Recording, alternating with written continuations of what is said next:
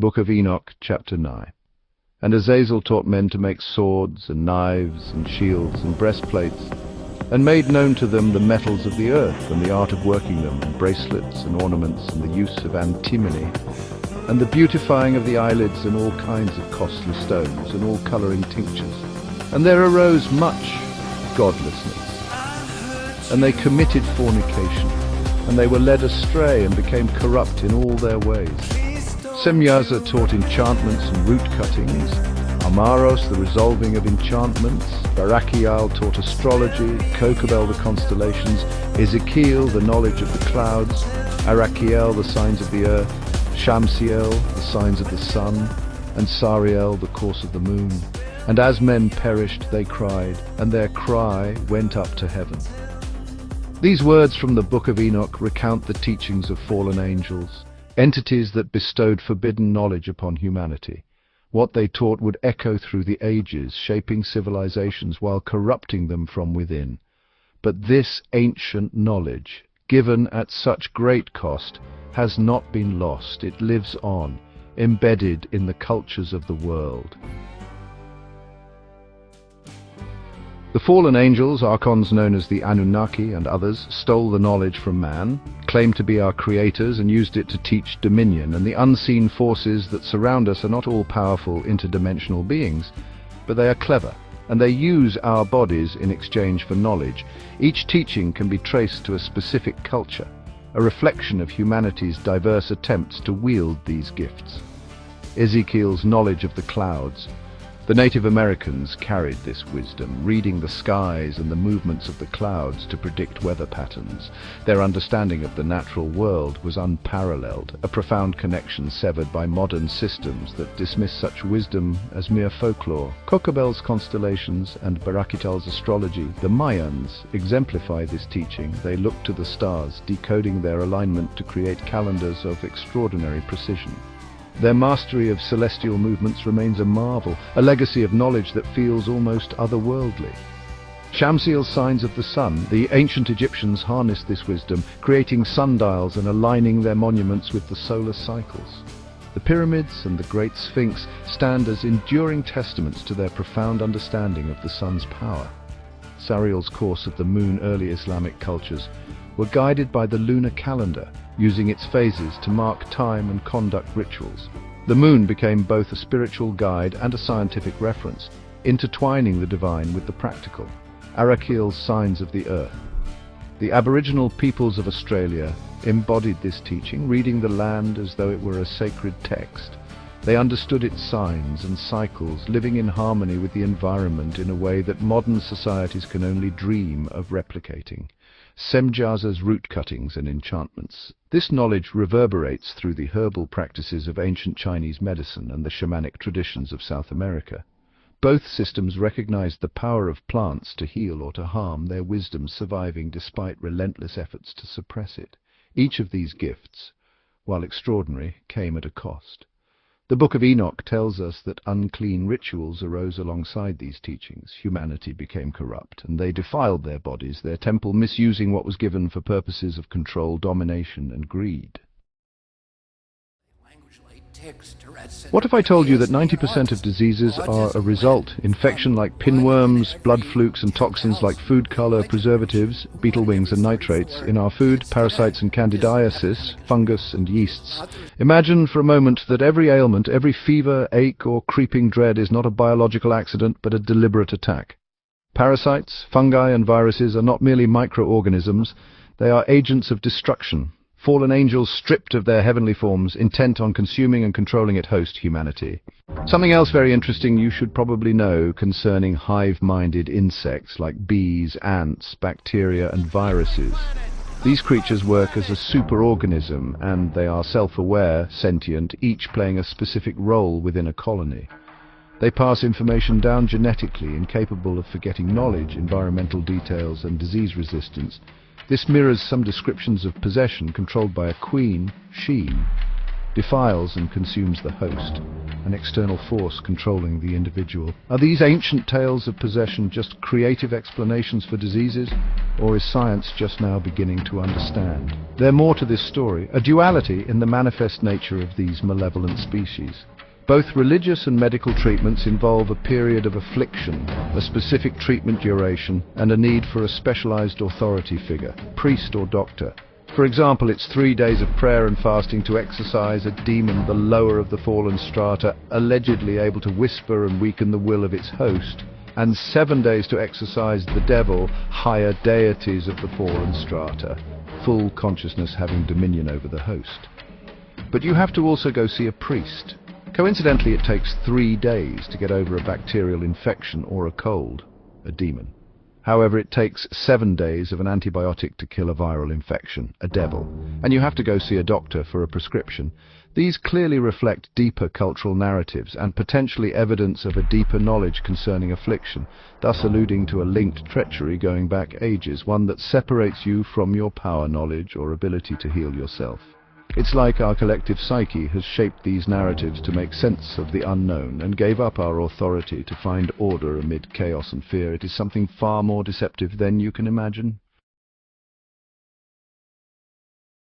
As the Church has dissolved, the AMA has risen in its stead. What makes this extraordinarily insidious is the betrayal of the institutions we trust.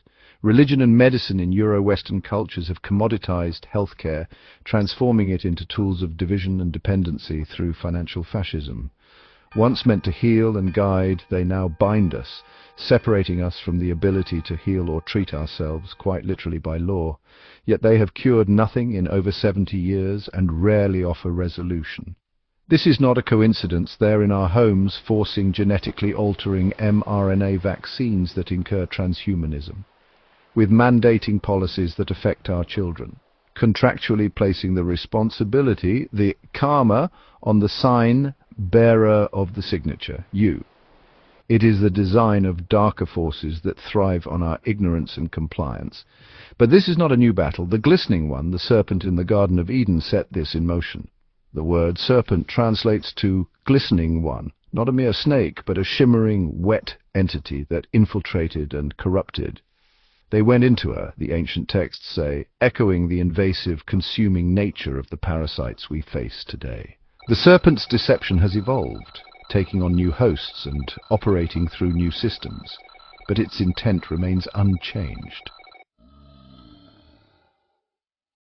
Imagine pinworms, candida and fungi or blood flukes creeping through your body, not merely feeding but manipulating, altering your very instincts. These are not benign creatures. They are sentient, with intent to consume its bride.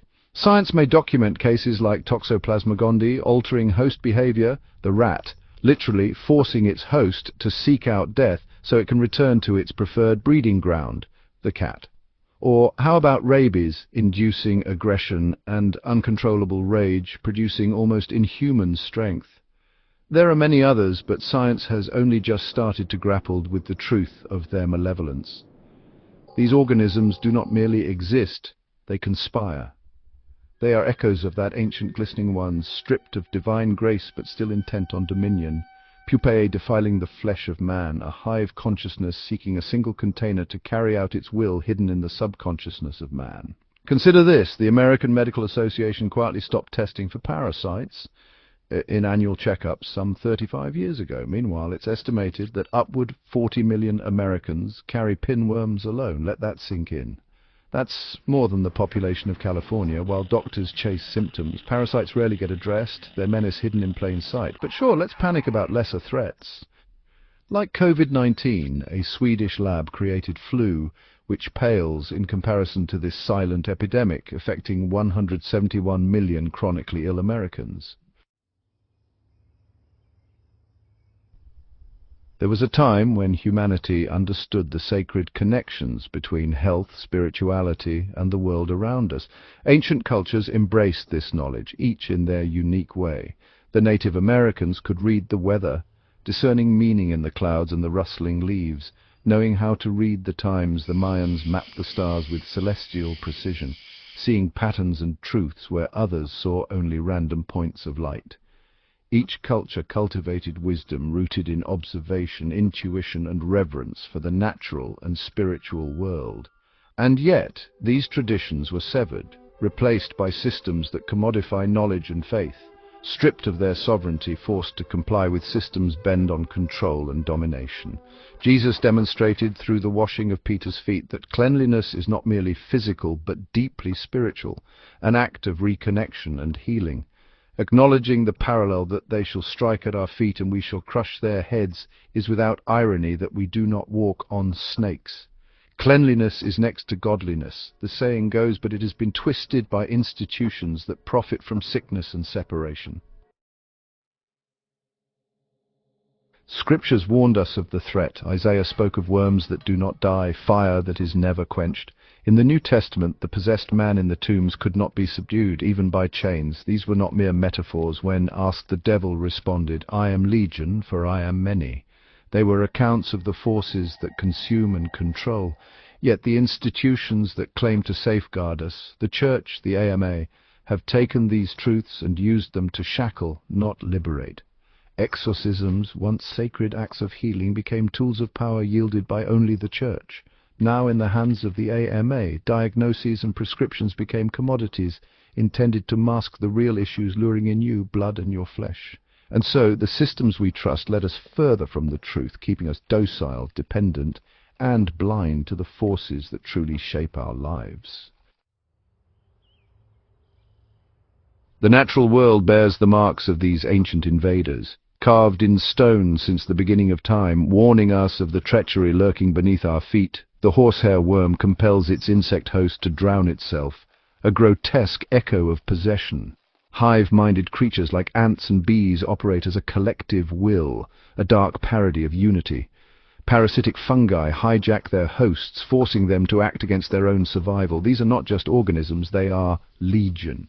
They move as one, a hive mind bent on infiltration, control, and consumption. Possession is not merely a spiritual fear, it is a biological reality. The parasites, fungi, and viruses that manipulate their hosts mirror the demonic forces that ancient cultures feared. They sever your connection to yourself, leaving you vulnerable to both physical and spiritual manipulation. The time has come to awaken. Every pill swallowed without question, every diagnosis accepted without scrutiny, every ritual prescribed by institutions brings you further from the truth. The AMA and the Church do not seek to heal or save. They seek to bind, to separate you from your innate power to heal yourself. But you are not powerless. The wisdom of the ancients, the weather readers, the stargazers, the healers lives on. Jesus' act of washing Peter's feet was not simply humility, it was a call to reclaim purity, to reconnect with the sacred, heal yourself, and to avoid the acts that allow for spiritual and physical defilement. Reject the glistening ones who seek to consume you, and reclaim what has always been yours. The power to heal and power over them that seek to destroy. To resist, to live unbound, proclaim your sovereignty and seek only truth. This is not an easy path, but it is the only one. Break free from the chains of deception. Stand against the forces that would control you. The battle is not just for your body, it is for your very soul and future generations. It is the expressed view of the writer of this article that the advancement of Euro-Western medicine has brought many positive changes, and advancements in technology is and always has been a natural progression of humans' attempt to understand their environment and have control of their future. It's not inherently evil to be progressive, but learning to be responsible with power is and should be the cornerstone of medical and religious institutes. These are agents of socialization, and have always been vulnerable to corruption and social engineering. We have amassed a great amount of sociological knowledge at the intentional oppression of many cultures, and now that we have the knowledge, the least we could do is use it wisely instead of trampling over the top of it, pretending as if the history didn't exist. Thank you for watching. Please like and share with someone you care about. May your expansion be eternal and a positive addition to the universe.